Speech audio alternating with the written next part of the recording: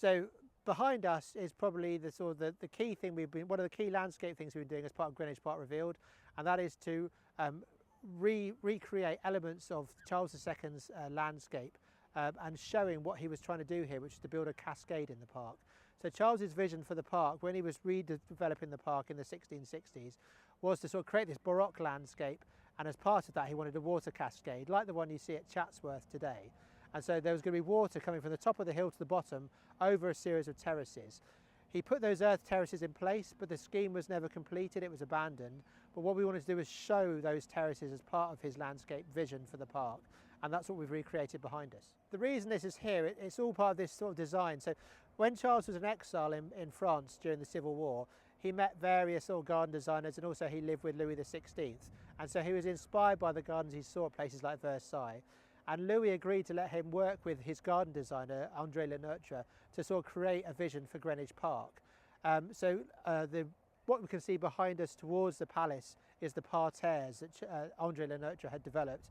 And then behind me is Borman's Grand Ascent. So this is this addition to the park, this cascade. We know that basically through the 1660s, there were teams of labourers working in the park on this landscape scheme. Both developing the terraces behind us to take the cascade, and then also developing the area in front of us, which is the parterres.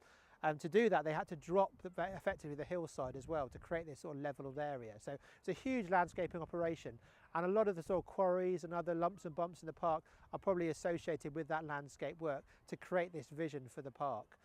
So Borman did submit accounts, so we have an idea of how much it cost, but it was a huge amount to sort of transform the hillside behind us and then the hillside in front to sort of drop it down to create this sort of parterre landscape.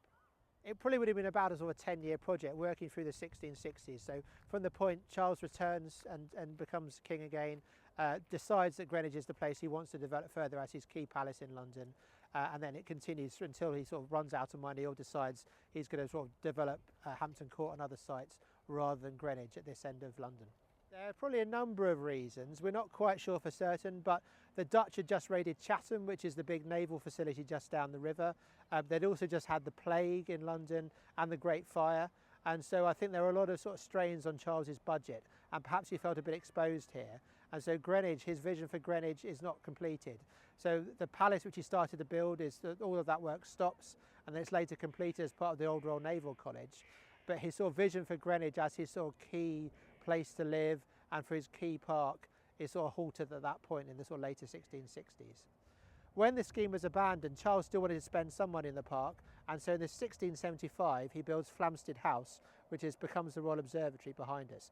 And that sits on the foundations of the Tudor hunting tower, or a fort that was in the park, the castle, known as Duke Humphrey's Tower. And that sort of survives the Civil Wars, then is pulled down, and then they build, on the remains of that, they build Flamstead's House, which becomes the Royal Observatory.